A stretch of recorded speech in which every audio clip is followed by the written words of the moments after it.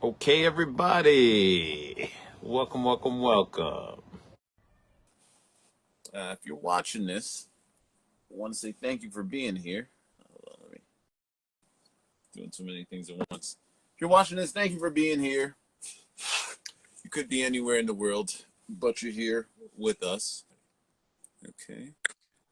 All right. Okay. I hear in the background. That would be my buddy, Sir Gerence. Sir Damon, All right. what's going on? So how are you? Well, I'm well. How are you? Well, Jerry, I would say overall I'm blessed. I really am. You know, uncomfortable lately. Uncomfortable doing a lot of things that I generally haven't been doing. But I think that would be a great topic because it's been floating around here. I think in the atmosphere. The last couple of days and just talking with people. So we could talk more about that. But to get us started, why don't you just hit us with the intro, Jerry, because that's what you do.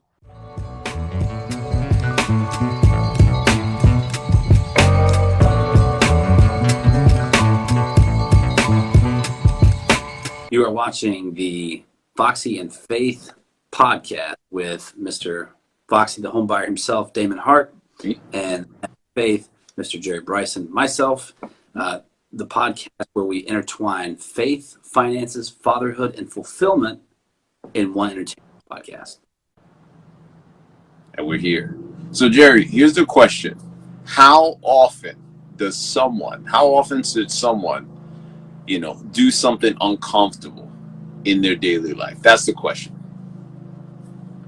I'll put that out to you. What do you think? Okay.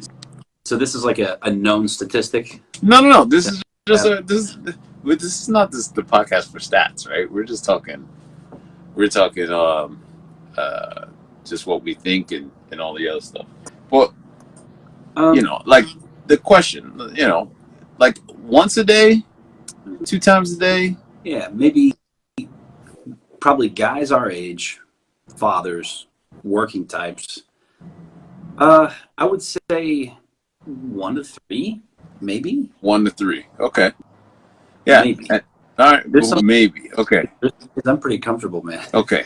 There's some days nothing makes me uncomfortable. Nothing makes you uncomfortable. And it's funny because I was talking to somebody named Justin earlier, Justin Colby, and he was kind of talking about sometimes that fear is what stops us, right, from going further. And I wonder if there's some biblical reference to that, because you would know around fear. But the idea is, and I've seen this in my own life, like recently, more so than any time. It's like anytime I did something big, I was always super afraid and super uncomfortable. And after I did it, like I actually got up enough courage or whatever and actually did what it was that I wanted to do, that I was fearful about. What I found is that it wasn't that bad. And number 2, I actually got more of what it was that I was seeking. I was saying, okay, I had to do X in order to get Y. Prime example. Like right now, my business, I'm really kind of cautious and a little concerned because I might have to start making some changes in terms of personnel. And it kind of bothers me because I love all my people, but at the same time, it's like I know that I'm uncomfortable doing that because I don't want to hurt anyone. I don't want to hurt my people. I don't want to, you know what I mean? But I just think that we got to do something because the production's not there. So it's like that's kind of but I know it, right? I know it, and it's unfortunate, it's scary, but I don't know. I just wonder those things right there. What if in a parallel universe? I guess the question is, what if the fear that we all have, what if that is just like the telltale sign of what it is that we actually need to do in order to get to that desire? Whatever it is. What if that's it? I think there's a lot of truth in that, man. I think there's a lot of truth in that.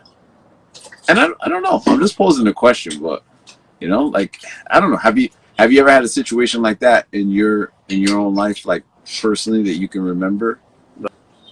Face fear. Yeah, yeah. Mm-hmm. Yeah, very recently. Uh, yeah, yeah. Stuff.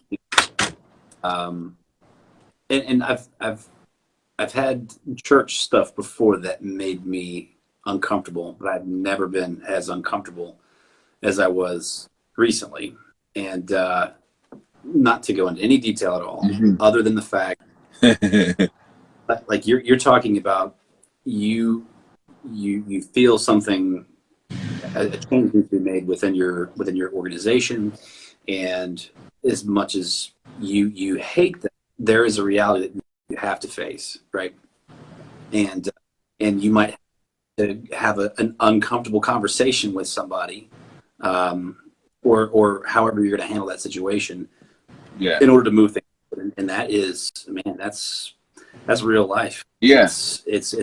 It's painful because I'm the type of person, my personality, Mhm. I cannot stand to have any enemies in the world. I hate the thought of it, you know, because it's Sure. like very agreeable personality type, and I I used to suffer from people pleasing, but I do a lot less of that these days. But I still want people to be very happy with me, or at the very And least just okay with me. yeah, and I think most people do, right? Like Sure. most of us would want to. No one wants to just be a adversarial or enemy like most of the time. But I will say this: it aside from that, like hurting someone's feelings, like Right. for me, that's kind of how it creates itself. Like being afraid of, and it's just fear. Like it's just fear, like of what they're gonna say, what they're gonna think, what Mhm. impact that's gonna have. In my case, Right. on their family or whatever. But for me, it's I'm just thinking like, okay, if we're seeing God, right, if we're seeing whatever someone believes in, this was God's way of just saying, hey guys, okay, you say you say you want to have this outcome, and obviously you're here, you know. Mhm. um, if you want to get that, you might want to have to go and show me that you actually want this. And fear might Sure. be the thing to prove it, right? So in that, I don't know. I feel like there's some juiciness behind that. I just had that thought, and I've even heard this too. I don't know if you've ever heard this one. Like, okay, before we were all living in houses or whatever, we were all kind of in a primitive setting. We're out in the wild, uh, less industrialized, right? Less civilized. Mhm. And we would wake up every day. We have to figure out how we're going to eat, right? And then we'd have to go out. And there was this like instinctive desire to get out there and hunt because why? If you don't hunt, you'll starve. You'll starve. Exactly, right? So in our world, we don't have that hunt for food, right? I mean, go to work for sure, Mhm. but for the most part, yeah, food is pretty accessible. Even if you get down to your last, you can go hit a McDonald's. You know what I mean? Sure. Right? You're gonna get something. But but it's like without that fear, it's like we're missing almost what it means to be human in a way, Mhm. right? Because every other species has that. Everybody has a predator.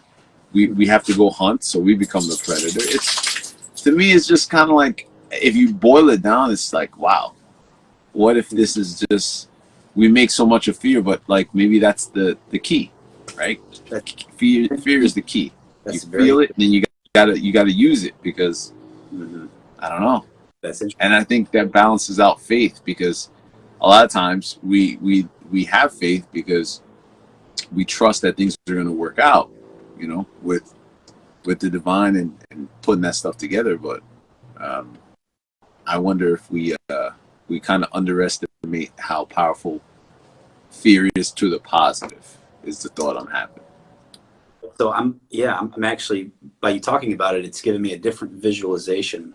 Say, for example, um, yeah, because the way that I see it in my brain is probably a little bit more What's difficult or more Yeah, I articulated. want to say what's up to Jacob. Just say what's up to Jacob while you're chatting, Jerry. Yo, what's up, Jacob? What's up? Thanks for being. And now Jacob's gone. Well, Jacob was watching. Well, Jacob, what's up, man? Thank you for watching. Who else we got on here? I don't know how to use this thing. Is like, Jerry, one of these days I'm going to figure out how to use Facebook. Okay, there we go. There we go. We got Paul Bryson in the house. Thanks, Paul. No Good to see way. you too. Paul Bryson's All right. I've got two Paul Brysons in my family. One is my grandfather, who is 80. I believe he just turned 85. Happy birthday if that's you. And one is my younger cousin, Paul Bryson. Okay. So whoever it is, I love you. Whichever Paul Bryson it is, thank you for being here. And then Paul just left. He's like, "See you guys. I'm out of here." No, I'm just kidding. He just birthday shout out. Yeah. All right. Awesome. But going back to fear. Okay. Some people like, okay, I'm not trying to be pretentious, but imagine being in a cave and you're looking out of the opening of the cave, okay, and then you see where you need to go. Say it's land on the other side of a body of water, right? Okay, but between you and the cave, between the mouth of the cave and where you need to go is the waterfall, right? So it's like a curtain almost, right? Fear, to me, in the way that you're describing it, using it in a beneficial sense, fear is like a curtain, kind of like a waterfall that you can see through, but it obscures your vision, it obscures your view. You can still see through it clearly, and it's difficult to get through, right? Here's the good part. Maybe that doesn't make any sense at all. That's just how I see it. But the good thing about fear, and in the Bible, it says that the fear of the Lord is the beginning of knowledge, the beginning of wisdom. It's the beginning, just the beginning. It says, but fools despise knowledge and instruction. And so it's like the way that you were saying how that fear can be to your advantage. What is something that fear does? What is anything that you're afraid of? What does it do to you? Or like, what's at least one thing that it does to you that could be a positive? Well, yeah. Me personally, whenever I'm noticing whenever I get like fearful of something, I just automatically want to procrastinate. Automatically, I just want to avoid it. It slows you down, right? Right. 100%. Okay, that can be an awesomely great thing. I mean, if you're afraid of being, hit by a car in traffic, you're going to slow down as you approach it, right? It gives you a cautionary approach as opposed to, I don't care if these cars hit me or not. I'm going to go out there in the middle of the road. It's like, hold up, chief, hold up, slow down. So, it's like the difference between a stop sign and a yield sign. You don't have to stop at a yield sign unless there's something oncoming, right? And then it has the right of way. But yield is like, this is an opportunity for you to slow down, gather yourself, know your surroundings before you make a decision. Fear, to me, is like that. It's not the bad side of fear is the where you cower away, where you completely back away from something and retreat, right? Even though that obviously, I just watched a video yesterday where Jocko Willink, the Navy SEAL that does podcasts and he's written books on this stuff. Sure. That's what he thought. He says, if I'm somewhere in public and somebody wants to fight me, and this is a tough guy, Navy SEAL, right? He's like, somebody wants to fight me. He goes, I've got 2 feet, I can run. He's like, I don't have to sit here and fight this guy. I can run. He says, in almost every situation where somebody's going to fist fight you, he's like, run. You start to fight with somebody, you don't know if you're going to get stabbed or shot or the guy's got murder in his heart or something like that. Sure. Run. So I'm not saying that running is bad, but when you have an obligation, or like say the hunting, going all the way back to the hunting, if you're like, I've got to leave the cave, or I've got to leave the hut, the shelter, and I've got to go kill something and I've got to eat it. But if you stayed in the cave and you're like, I can't leave because I'm scared. What if I encounter a lion? Well, then what would happen? You would starve to death, right? If you never left the cave. Yeah, for sure. But I think that's different, right? It's a different context because, if it's a matter of and this is the question I'm posing, right? In life, in our society, we don't have lions, right? We don't have the possibility of starving. The only real, I guess, bad guy or boogeyman there is for us is like, the worst thing you could be is like in debt, broke, and homeless. Like that's the bottom of our, or someone that's like on drugs. Like those are the things that we automatically default to in our society, because you would think at that point you're done, right? But Right. is there something that really eats away at us? Like, is there something that if we go out, it's gonna destroy us? Probably. I can't think of anything. So I'm posing the question, like, what are we really afraid of? What are we really afraid of? That's amazing. What, tell me. Okay, so you're saying, are you saying just in everyday life, or what happens if you pursue something like if you pursue a financial goal or a career, or to take the next big step? Yeah. So great point, right? Like I'm just thinking in terms of just regular, good old American concern and fear, right? Like because I think when you have, like in my case, when I'm talking about, okay, well, I know it's probably gonna hurt to go and restructure my business, fire someone, whatever, right? Whatever it is. But in my case, the I know it's necessary, but it's not a lion that, but I'm still afraid of it, right? Like I'm not going to die if I do X, Yeah, Y, and Z, right? There's no death. you're not. I'm gonna be fine, and probably and for the other person, they're not gonna die either. It might be a little uncomfortable for them, Sure. but at its core, you're not dying. So it's like, Right. is there really anything that we encounter on a regular day-to-day basis that is really worth being afraid of? And I posed that question in the beginning, if you remember, because I was saying, okay, well, if we are a little what do you call it, we're a little uncomfortable. For a lot of people, just being uncomfortable, not even fearful, it's like, fuck, I don't want to be uncomfortable. And I think that, as I'm looking back and I'm talking to you and I'm asking that question, I think comfort is the killer. Mm. I think comfort is the thing that separates us from our humanity, because what it does in a way is like, okay, I got everything taken care of. I don't really have to. And then what you do is you immediately don't have to worry and use that part of your brain that has to survive. What you become is just kind of like cattle almost. You know what I mean? Sure. Because cattle, they don't have to go very far for anything. They're just there, they eat, they graze, and then eventually what happens? Yeah. Burger time. It's burger time, right? Like I'm Okay. gonna bring that rump roast over here, right? Like, and I don't know, man. I don't know where this is all coming from. I just kind of, it's just been heavy on my heart lately to think like, I'm 40 something years old. You're early 40s as well, if you're not even 40 yet. But I'm like, 40. dude, yeah. So like, how much time did we give away to being concerned that this wasn't going to happen, or we didn't want to be uncomfortable? I can say personally, even though I pushed myself a decent amount, but I wonder if if it weren't for just being like, hey, that's enough, or I don't know how this is going to go out. Imagine where you could have been, Mm-hmm. Sure. right? Oh, absolutely. Yeah, look, No doubt.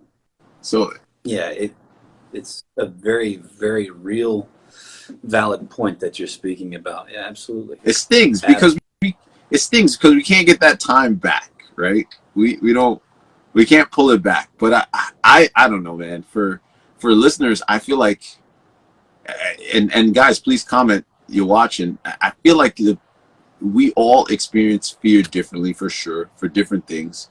But the one thing I can say is a constant that I'm seeing now, and it's in everything. It's like you have this opportunity to be fearful and uncomfortable, and we shy away from it. And I'm saying, if we can find a way to just push through that and actually like go for it, guess what happens? We actually get the magic that it is to be human and come out on the other side. That's the magic of it, you know. yeah, I it don't, is. yeah, dude. I don't know. I'm just thinking like this is wild, because I know one thing.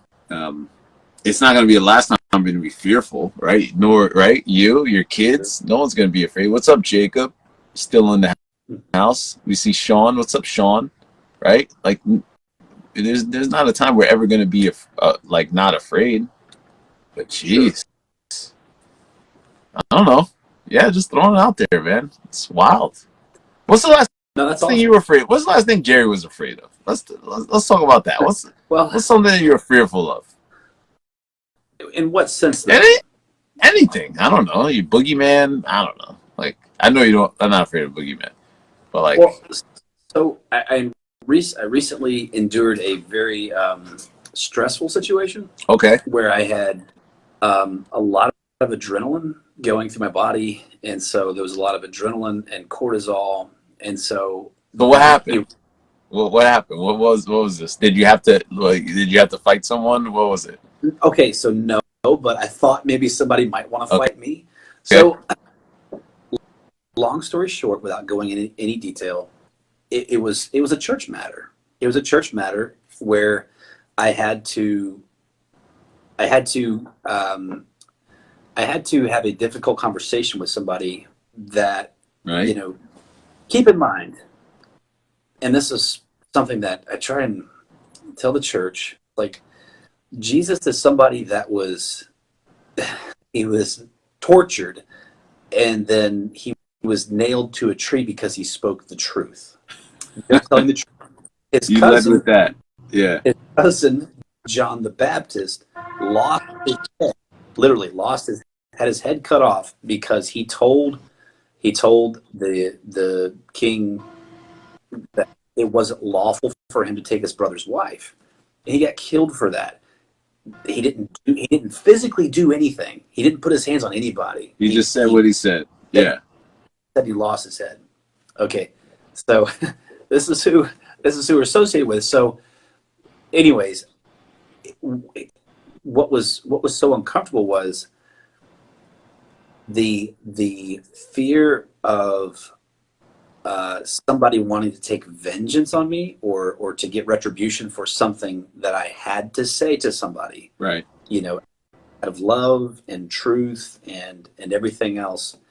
I had to, in my position, I had to address this issue. Right. And it's a very sensitive thing.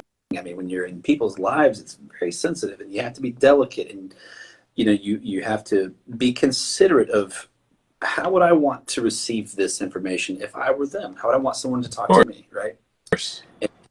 And I did that the very, very best that I could, right?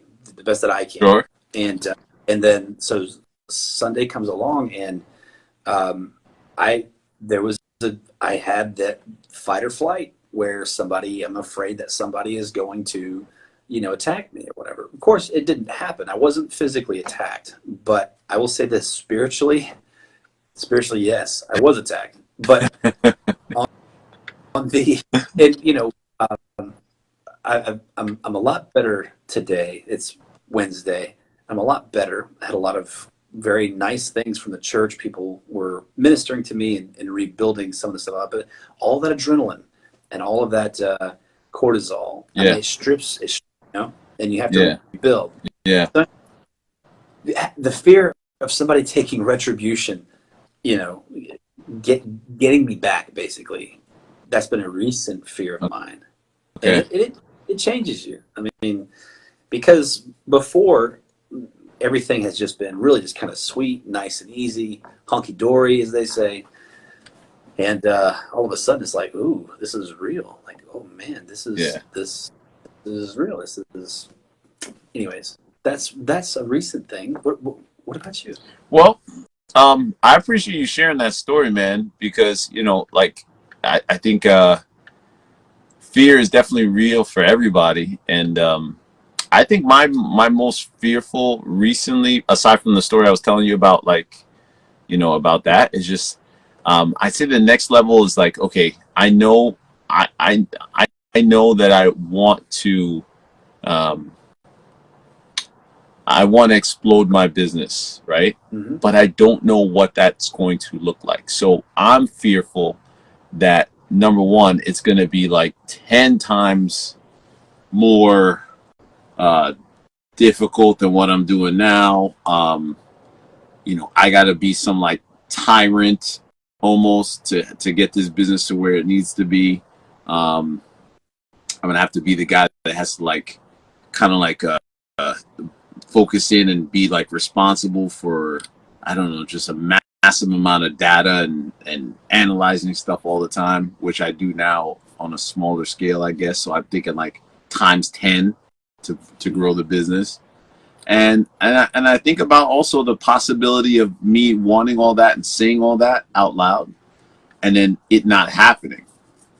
Mm-hmm. You know, that's like a huge fear because I don't want to look like a failure. I don't want to let my family down. I don't want to let my team down. I just don't want to have that, you know, that's it. I just don't want to look like a failure. I don't want to look like a person that's promised something and can't deliver.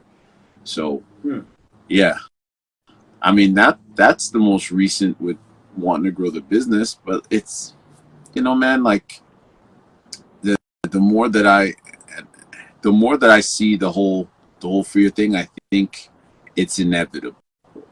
It's inevitable because I heard somewhere that if you want to have something different than what you have, you can't do the same things that you've been doing. Right. And no matter how much you hear that cliche, it's like, oh shoot, you mean me too, right? Like now here we are, you know. Now we have to do something different. So whereas before I would be like, you know, no big deal. Let's give him another shot. Let's see. Now it's like, no, we got to do something different. This is obviously not working, and somebody has to say it, and that person is me, right? That person is you in the leadership role. You know, that person might be somebody else that's watching out in your own life. Like, yeah, it might seem like it's gonna, and I think, and it sounds like just between you and me, most of it is because we don't want to hurt the other person, number one. Sure. Right? And then the other thing is like, okay, well, what could happen to us? Like my concern is like, yeah, you know, they're gonna hate me or they're gonna say, you know, you let me down, or whatever. But, you know, in in my estimation, I've done everything that I could possibly do, you know, and maybe you're right, maybe I did fall short, but where I am right now, maybe it's just there's nothing I can do, right? There's nothing more that I can do to help with the person that I am right now. Sure. You know, where I am in my development. So maybe it's Mm-hmm. not, it's just, you know, maybe there's something to be said about that. But it's like this, the fear, you know, and how funny is it that we like celebrate like Halloween and like being fearful is like cool. You know, the whole day that you can be scared, but like, what about every other day? Like you're scared as hell for like little stuff, like asking your boss for a raise or whatever it is, right? Telling somebody like, no, I don't, like, you know, like I want to, I want this value for something, or, you know, no, I'm not going to sell you that house for $5,000. Like, no, you know, like, but like, but I don't know. It's just, isn't that kind of crazy? Just hearing that and thinking that. Yeah, I mean, it is. I mean, it's a natural inhibitor, and it's like we all have. Like for myself, I've always been I would say a fearful person. Like especially growing up, I was a skinny little nerve. Basically, I was just like a little nerve all the time and loud noise, nerves. And even today, I don't like going into loud restaurants. If I go to a loud restaurant, I got to sit in a corner somewhere so the sound is not, and it has something to do with my senses, right? Because I'm a sensitive person, so my hearing is sensitive, and if I see too much and hear too much, I get overloaded, and I just calm down. I got to turn the lights off and go meditate or something. That's just how I am, and so you know, people who are extroverted, I would say that you're probably extroverted or on the extroverted side of introverted. Are you extroverted? I would think so. I don't. If extrovert means that I like to talk to people, yes, that is me.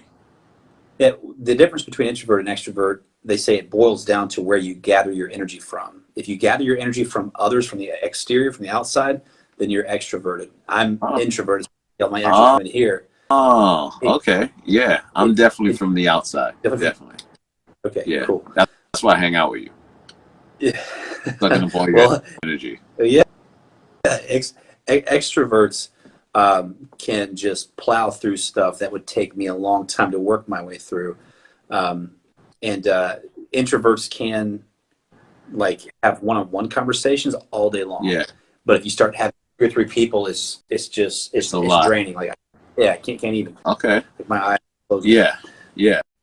So that in itself, call it a fear or call it an awareness of what my limitations are.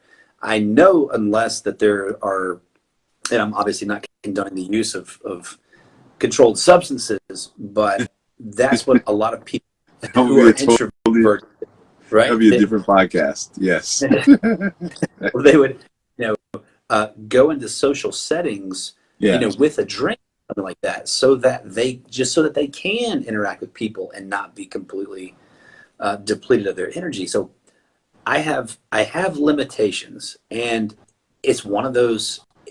Am I afraid that I'm going to lose all my energy if I go and talk to 10 people today, or am I just trying to be cautious? Am I trying to be aware that I do have these limitations and I'm trying to operate within those?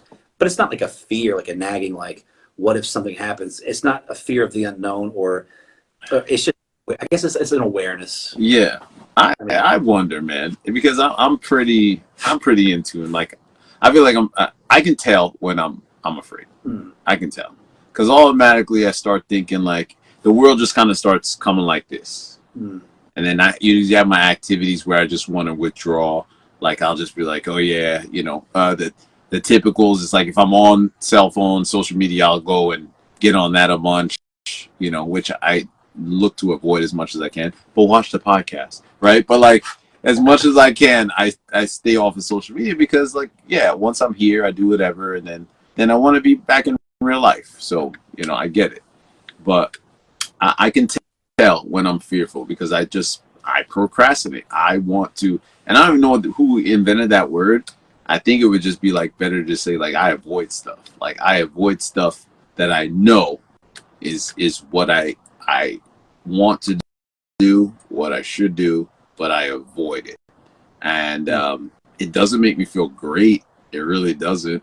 But what I'm finding is that if I could just kind of like muster up enough, I don't want to call it courage, because like people are like, well, you got to be number one, you got to be tough. Like, all right, but there is something that I feel like whatever it is to overcome that fear, it's just like find a way and then do it.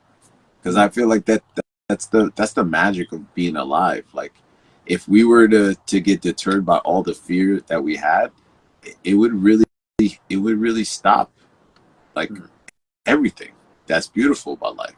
When I got married, I was afraid to get married. Sure. When you're about to have a kid, your first kid, you're afraid to have a first kid, second kid, afraid. Everything is fearful.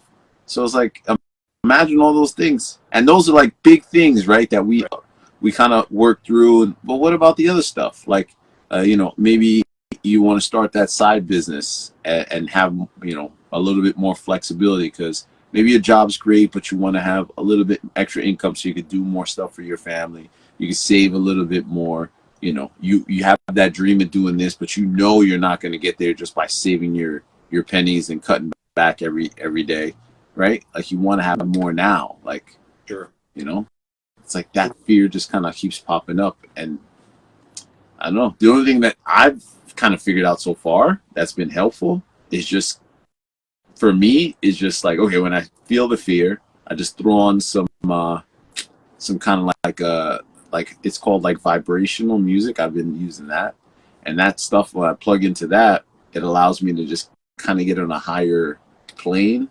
It seems like, I don't know if you know anything about this stuff. This is just what I've kind of like discovered, because we all have certain vibrations, and in low vibrations, we're easy. We're kind of like, someone in low vibrations, kind of like sad, depleted, depressed. Higher vibrations make sense. It's intuitive, more excited, attractive, magnetized, someone that you want to be around and attracting the things that they want.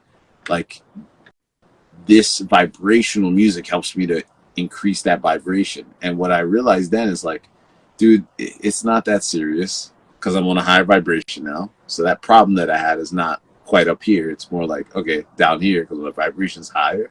And I'm just like, yeah, it's going to sting a little bit, but you know what? Life will go on.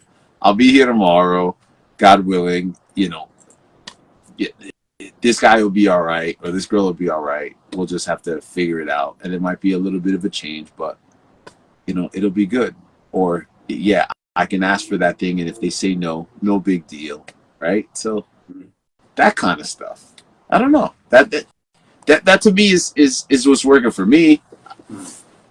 I'd be curious to know what works for other people when they're really scared. Well, let me ask you this. So backing up a little bit, you're talking about when you're procrastinating or you're avoiding stuff, right? That you got to do. Like, give me an idea. Like, is it the stuff that you're talking about? The stuff that you got to do. You're talking about like these difficult conversations, or are you talking about just like you have a lot of things to do and you're trying to avoid it because it's a mountain? Which usually the things that I'm already comfortable with, I don't avoid. Like, even if I have a bunch of return phone calls to make with customers, things like that, no big deal. It's usually like what I told you. Like the hardest thing for me is like, okay, like like I gotta have a conversation about, hey, this thing is not working out. We got to go a different direction. That's the concerning part about what I'm thinking.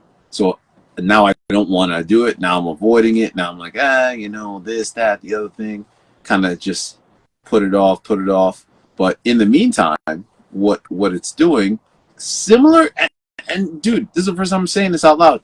Similarly to what you would experience in that same analogy we used, right? Us in the cave, and here's the lion, and we got to get to whatever it is to find food, right?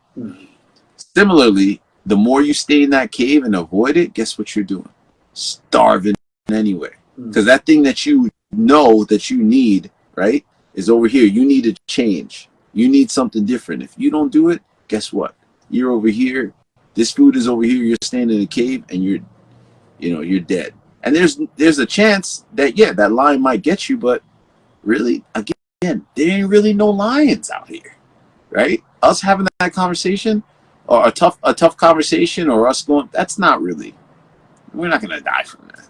It's almost like inaction is the lion. Oh, whoa! Wait a minute! Oh, whoa! Time out! We're gonna call 20 seconds. Say that again. The what? It seems like inaction would be the lion. Inaction would be the lion. Come on, you got to preach on that one, Pastor. You said inaction would be the lion. Can you expand on that for the congregation, please? Okay, so since there's no physical lion roaming the streets that we have to worry about, it's like the availability and opportunity for whatever it is that we want to do. Somehow it's out there. It's out there, and if you know that there's something that you want to do to say expand your business, explode your business, right? And there are certain steps that you can take. And if there's something that I need to do and I can do it, there's a very bearded pause this big to stop me doing it. The one thing that is my lion that is going to slay me is an activity on my part, not doing it, cowering or procrastinating it to the point to where I lose interest, where I have no ambition. Just not doing anything is what is going to slay me or you or us or whatever is going to happen.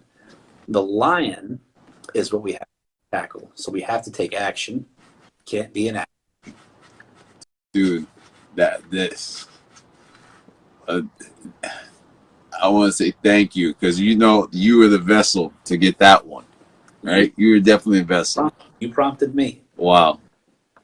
Well, we're going to be grateful for that one, because when you think of it that way, right? When you think of it as that, like inaction would be the lion. So could action then be the, I guess the action be the what do they call it? Like the slayer, I guess, like the the killer of the lion, the killer of fear.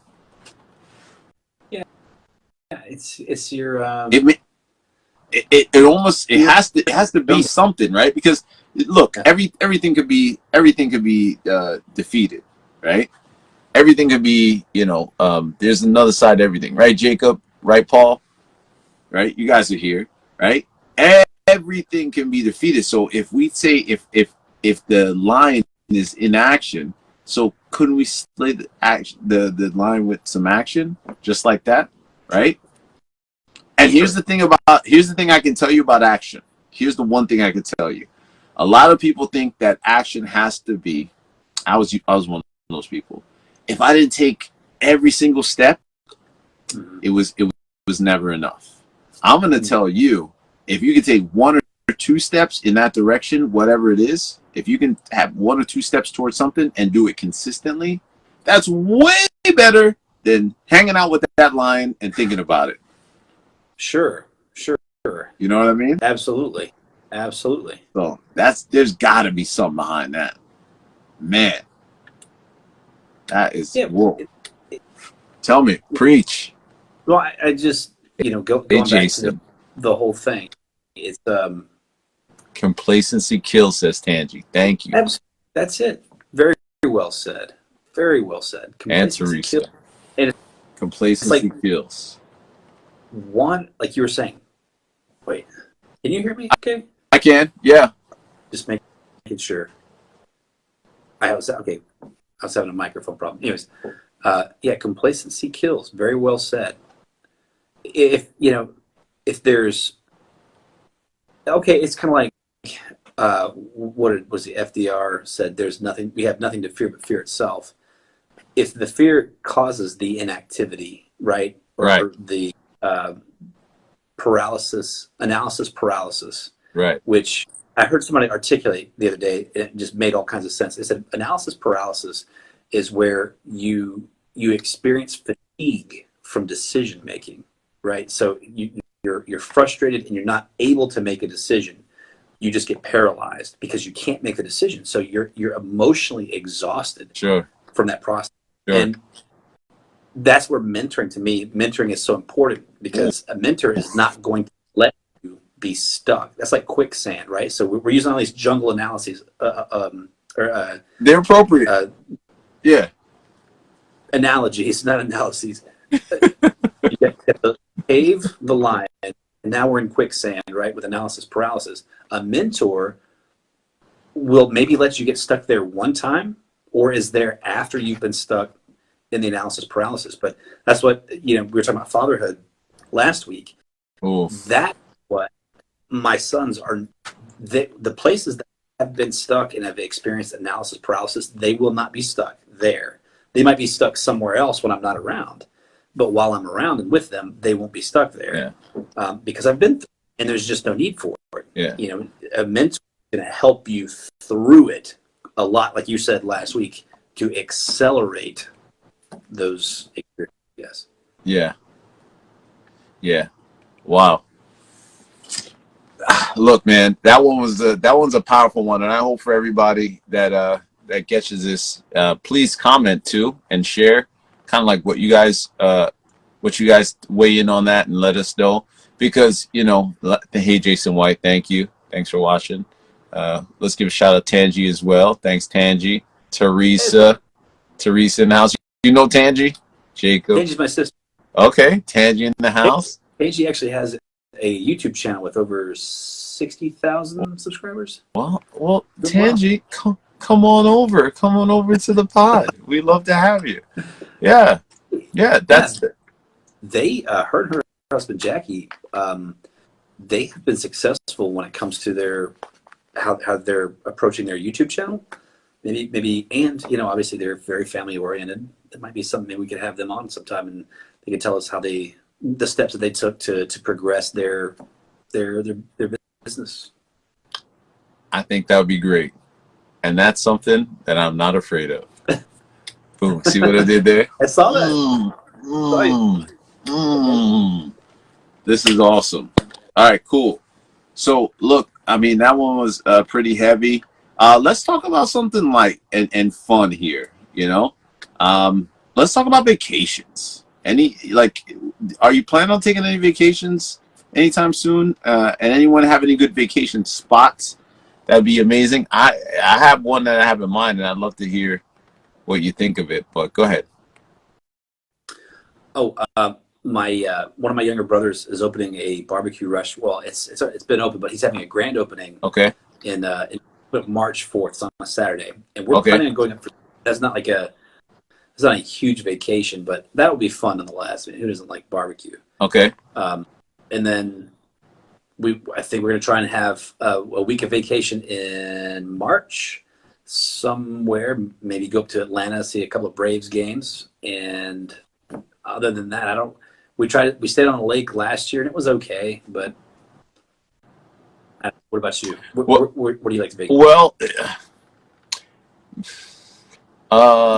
Live the on one the thing beach. that You surf. the one thing that the one thing that popped up. Yeah, I live right by the beach, right? It's like, oh, dude, but I could never get tired of the beach. And one place, and the one place that it's not like an amazing. Well, I've heard it's really nice, and it's not far. It's Puerto Vallarta, Mexico. I talked to two people to Puerto Vallarta, right? It's not like Cancun or Tulum. I've heard from two different people that say Puerto Vallarta is amazing, and I was just like, "What?" Yeah, they said it's amazing, and I really am looking into going. I mean, in the summer, like I have some plans to travel with Kisan and Chrissy a little bit, but man, that Puerto Vallarta, Mexico, man, that one. If anyone's ever been there, that'd be cool to hear what you heard or whatever. Please comment. Did you, But did you that's where I'd like to go. Did you ever see the movie Pure Luck with No, Danny Glover and Martin Short? no. Oh, it's hilarious. I love Martin Short, and Danny Glover's all Martin Short, yeah. Well, yeah, you can't beat. But I don't know if it was actually filmed in Puerto Vallarta, but that's one of the places that the movie takes. Is the set? Isn't it beautiful? Beautiful, tropical, Yeah. small. See, that's right up my alley, Jerry. I just love tropics. I'm a Well, tropical guy. I'm a you're from tropical guy. you're from I am. I'm from the St. island. Thomas. From Yeah, the Thomas. tropics. Yeah. Yeah, just And how old were you when you moved from there? um we moved to New York City when I was probably about 6. 6. My mom and I and my aunt and her family, we moved to New York City because I had an aunt that she lived in Queens, New York at the time. So Mm-hmm. we moved in and lived with her for a couple of years until my mom. I actually lived with my aunt for a little bit after that too. So we all kind of lived together. That was the thing, right? To kind of make it affordable. And years later, my mom got married to my stepdad, and we ended up having our own place after that. But yeah, that's where we live. So what do you remember about what year was it, before the Hurricane Hugo or after that you guys moved? Um, I don't know what year Hugo was, but I moved in the '80s, so Yeah, maybe after Hugo was. Hugo was Hugo would have been like 89, 90. Yeah, I was going by then. You're I going. moved. Yeah, yeah. I moved in probably like 85, 86. Okay. Okay. Yeah, Gotcha. yeah. Moved Because there. right after Hugo hit the Virgin Islands, we actually moved to St. Croix for a short amount of time, for a couple months. My Oh, dad was there, and yeah, so that was neat. We were next door to where we grew up. yeah. We were pretty much neighbors Yeah, almost. Me and you. Yeah. crazy.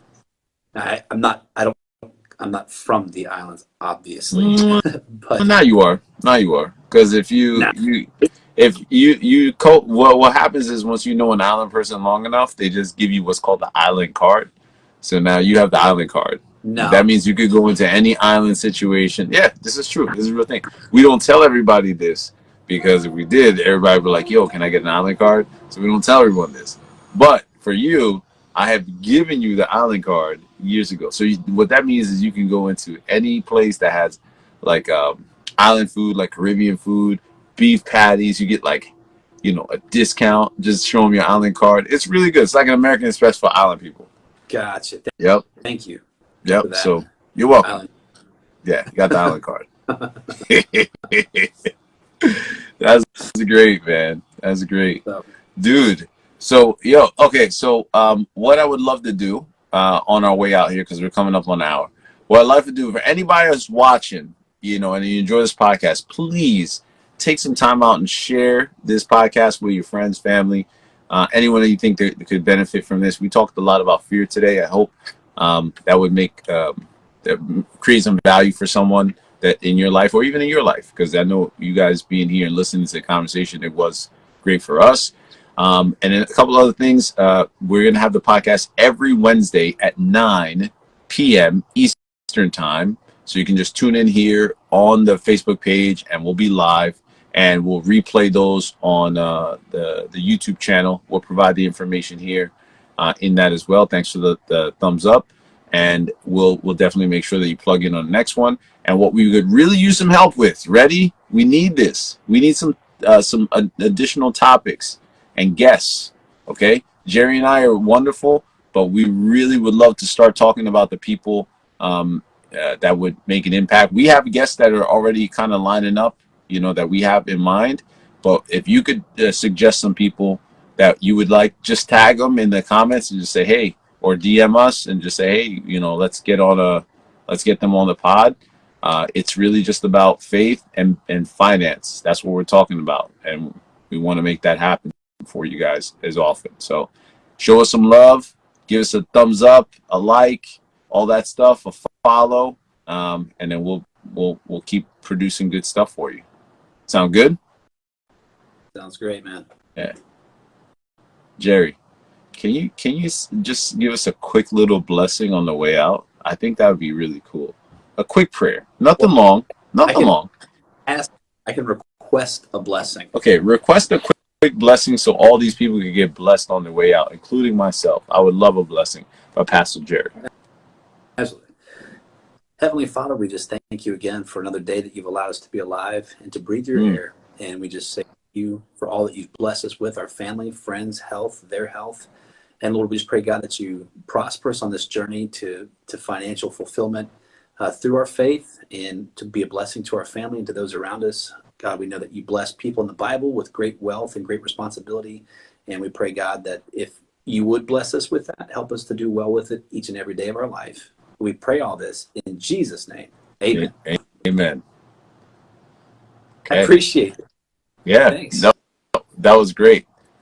So, look, we appreciate you guys. Thank you. We're going to sign off here. But in the meantime, you know what we're going to do. This is Foxy and Mr. Faith signing off and saying, have a great day. We love you. See you in the next spot. Pew.